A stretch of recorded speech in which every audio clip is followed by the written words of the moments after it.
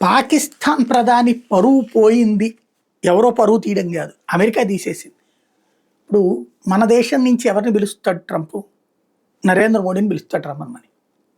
మన సైనిక చీఫ్కి ఫోన్ చేసి మీరు రండి, మీకు భోజనం ఏర్పాటు చేస్తా అంటాడా? అంటే చర్చలు మీతో జరుపుతానంటాడా? అంటే బట్ పాకిస్తాన్లో ప్రధానమంత్రిని పిలవాలా, అధ్యక్షుడిని పిలవాలా. అమెరికా అధ్యక్షుడు కాబట్టి పోనీ అక్కడ అధ్యక్షుడిని పిలిచాడన్న ఒక అర్థం ఉంది. మామూలుగా అయితే పాకిస్తాన్ది ప్రధానమంత్రి కీ రోల్ అవ్వాలి కదా, కానీ అక్కడ నడిపించేది సైన్యమే. వీళ్ళు పపెట్స్, కేవలం బయట ప్రపంచం కోసం ముందుండే ఫేస్, డెమోక్రసీ అనే ఫేసు వీళ్ళు, కానీ నడిపించేది సైన్యమే. ఆ సైన్యాన్ని నడిపించేది తీవ్రవాదులు అని చెప్పను, ఆ సైన్యమే తీవ్రవాదాన్ని కూడా నడిపిస్తుంది. తీవ్రవాదుల కాళ్ళకి దోస్తీ ఉంటుంది. పాకిస్తాన్ సైనిక చీఫ్కి విందివ్వడం ద్వారా పాకిస్తాన్ ప్రధానమంత్రి అనేవాడిని మేము ఇంత లైట్ తీసుకుంటామని చెప్పినట్టయింది.